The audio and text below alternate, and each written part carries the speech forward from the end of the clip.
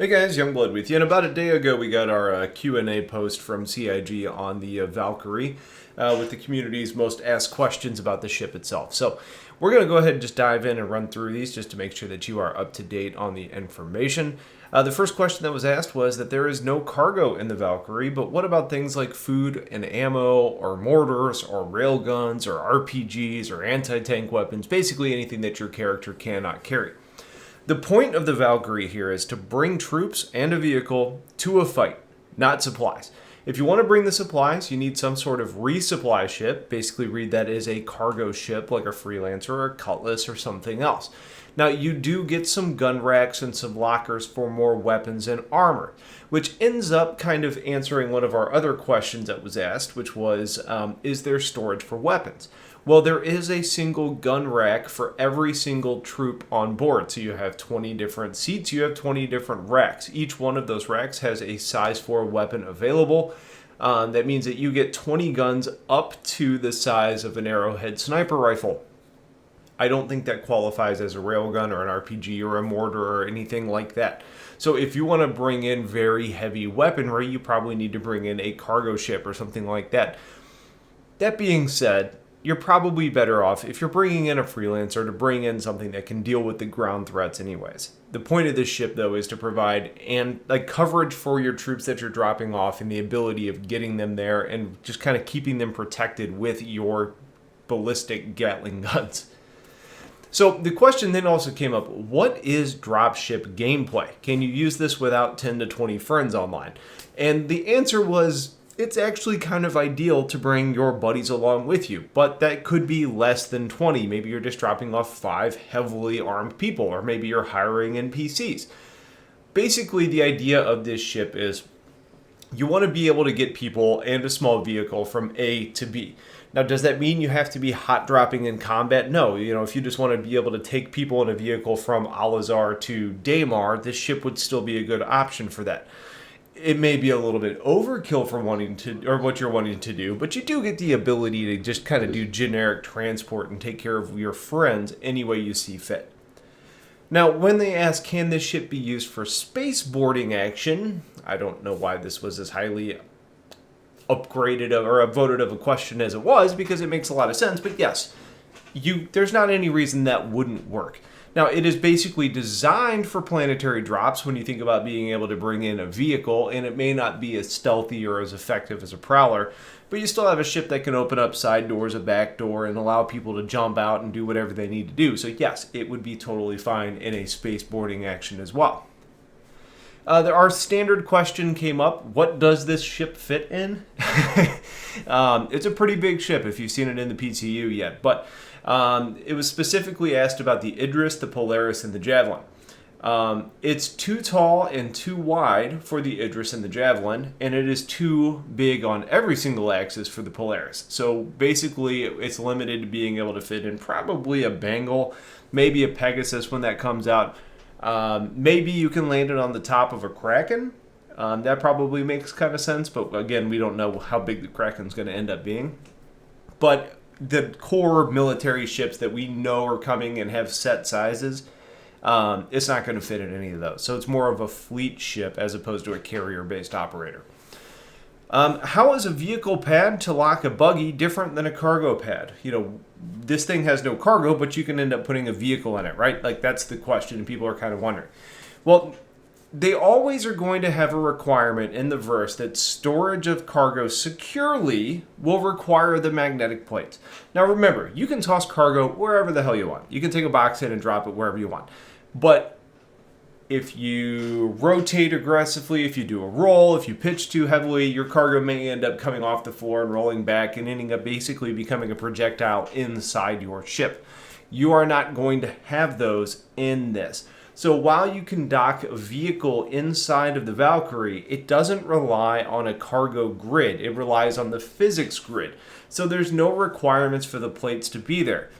I basically read this as, for cargo, you need the plates. For vehicles, it's kind of the cat approach. If it fits, it sits. So you can put whatever you want in there from a vehicle perspective, and persistence will say that it's going to be there. Now, along those same lines, they ask, will the vehicle allow, or basically, will it be allowed for multiple smaller vehicles like several Noxes or Dragonflies to fit in here?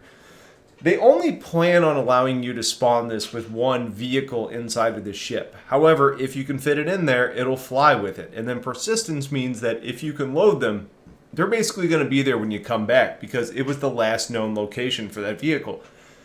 So while they didn't necessarily say, yes, this is going to fit 3 Noxes or 2 Dragonflies or whatever it is, if you can fit it in there and it's a vehicle, it's going to be there when you get back. Now, when it was asked, will the door gunner arms end up being able to move closer to the center of the doors for better coverage of fire? The answer was it's basically under review. They want to allow 2 players to leave from each door at any given moment. And that's where they kind of design the placement of the gun on the side. So if you move the gun out to the middle of that door, you're basically blocking the side of one of those 2 people from being able to get out, meaning you're kind of funneling your troops, which goes against their design. Now, they may end up choosing to balance this and allowing for more rotation of the remote turrets on the wings to provide the difference in coverage, but they're kind of playing with it overall. My guess is you end up being able to kind of articulate just a little bit more, like maybe after your troops have all jumped out, you can pull your gun out a little bit further, but we'll just have to see how it ends up being balanced. Now, in the commercial, they called this ship a multi-role vehicle. It sure doesn't seem like one, so how does it get that title? The answer was that it blurs the line between dropship and gunship, meaning it's really not multi-role because it's not really a gunship. They can say that, like the idea of the Redeemer was really the blended dropship gunship. This is really just a dropship / supporting dropship, right? Like you drop your players and then you're able to kind of hover around and provide cover for your troops on the ground. A gunship indicates that you're really going to be going against other ships. I don't like the idea of the Valkyrie against other ships. So in my mind, this isn't a multi-role ship. It's just a very proficient dropship. So that's my read on it. They go on to ask, do real dropships have good visibility towards the ground? This one doesn't. Will it get some equipment to help with this, i.e. cameras? CIG says that there is a window beneath the pilot seat for better visibility. The problem is you can't really move enough to actually use it. Sounds like poor design. They know that people want cameras, then third-person cameras and remote cameras and all that sort of thing. So it's a technology they're looking into. The short version is that you're not really going to expect much as far as the way of the design of this ship changing. So you're really going to just have to deal with it the way it is. Utilize the third-person view if you have to. Otherwise, they may end up implementing additional technology that would probably have an impact for most ships. It's just not promised, so you can't count on it coming.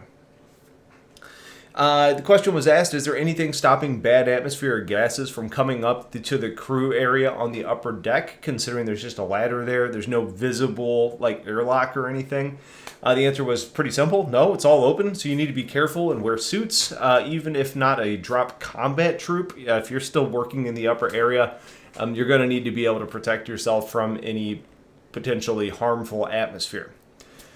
And then the last 2 questions were pretty similar. One was, what can the Valkyrie do when not carrying troops? Can you repurpose the rear? The answer was, there's no plans for it to be modular, so it's all basically going to be seats.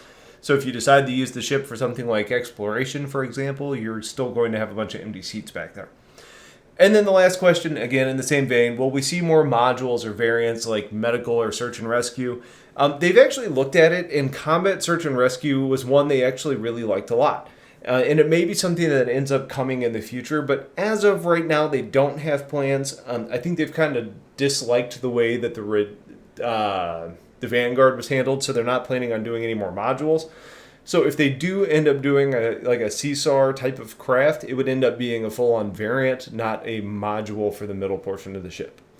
So that's the updated information on the Valkyrie. I still really like the ship. I think it's a cool design. I think it's very practical. I'm still holding out hope for the Redeemer because I value the gunship more than the dropship. But as far as the dropship, if that's really what you're looking for, I think the ship is going to do it really well. It's been a lot of fun to ride it in the PTU. I like the design. It's a cool ship. I mean, you know, I don't see anything in this Q&A that throws up any red flags for me. So if you guys have questions, let me know. Otherwise, stay tuned for a whole lot more. Have yourselves a wonderful day, and take care.